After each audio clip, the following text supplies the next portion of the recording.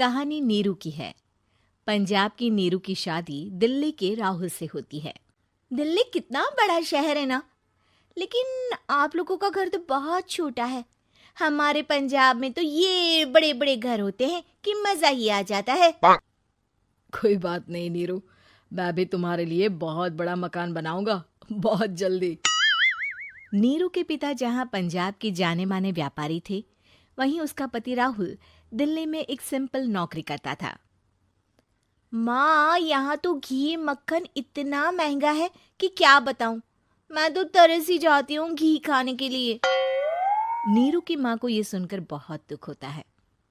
मेरी बेटी को घी नसीब नहीं हो रहा है और ये बहू यहाँ बैठकर घी में शक्कर डाल रही है। देख वनिता, मैं साफ कह रही हूँ, इस घर में जितना घी आएगा उतना ही मेरी बेटी के घर दिल्ली भी जाएगा। अरे ये क्या बात होती है माँ जी? बेटी का उतना ही करो जो अच्छा लगे। अब क्या मायके से घी और मक्खन तक की सप्लाई करोगी आप? हाँ, मेरी बेटी किसी चीज को तरसे मुझसे बर्दाश्त नहीं होता। अब क्या था, नीरू के मायके में 2 किलो घी आता तो 2 किलो दिल्ली जाता नीरू के पास। एक दिन, माँ बड़ी गर्मी पड़ती है दिल्ली में। इस घर में तो एक ही एसी है और वो भी ड्राइंग रूम में। सारा परिवार एक ही कमरे में सोता है। हाँ बेटा, वो तो हर घर की कहानी है। यहाँ भी एक ही एसी है। अरे बिल इतना आता है कि क्या बोलूं।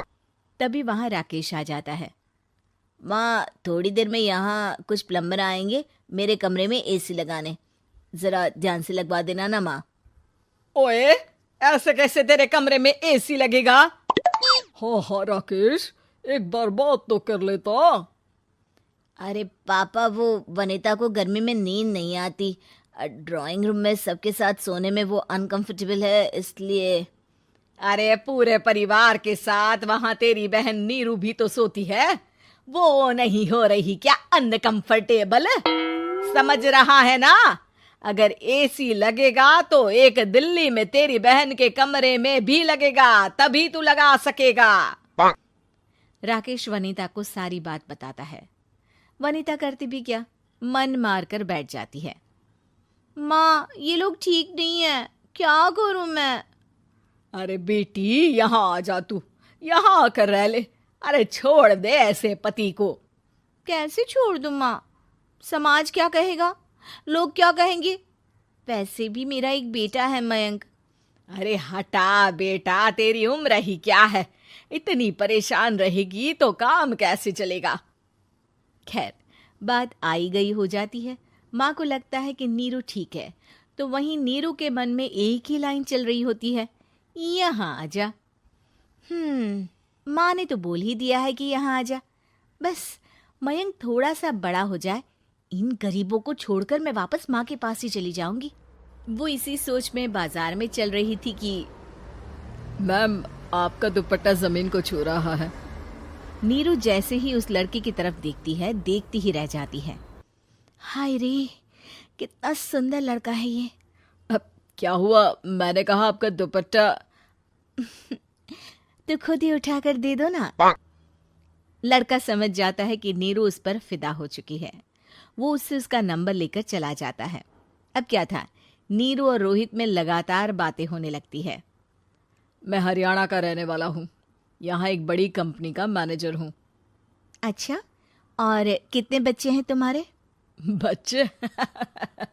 अरे मेरी तो शादी भी नहीं हुई है। तुम बताओ, शादी करोगी? नीरू शर्मा जाती है। अब लेकिन मैं तो पहले से ही शादीशुदा हूँ। मुझे फर्क नहीं पड़ता, बस तुम शादी कर लो, भाग चलते हैं। बहुत पैसे वाला हूँ मैं, हमेशा खुश रखूंगा तुम्हें। नीरू रोहित से मिलकर सारा प्लान बना लेती है और फिर एक दिन घर से भाग जाती है। दोनों शादी कर लेते हैं। शादी के बाद, क्या बात है नीरू, तुम्हें परेशान सा देखता हूँ, सब ठीक तो है ना? हाँ हाँ, सब ठीक है।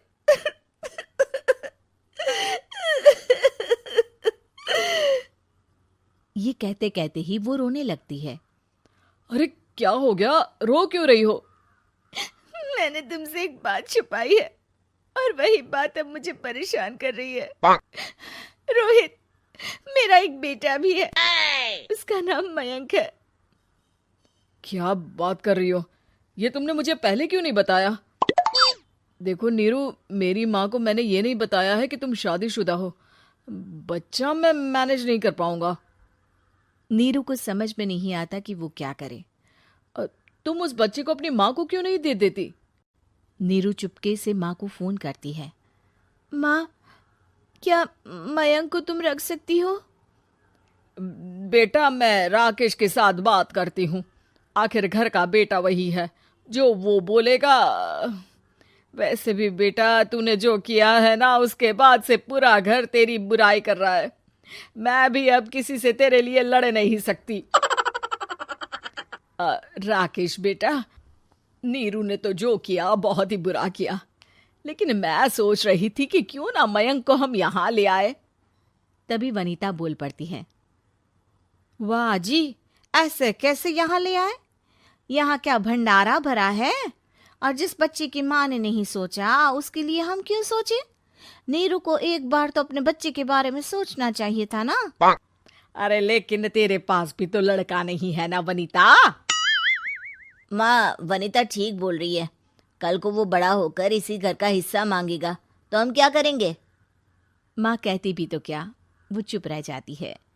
वहीं नीरू का पहला पति कहता है। माँ, अगर आज भी वो वापस आ जाए तो मैं उसे माफ कर दूंगा। बेटा, गरीबी चीज ही ऐसी है, क्या करेगा।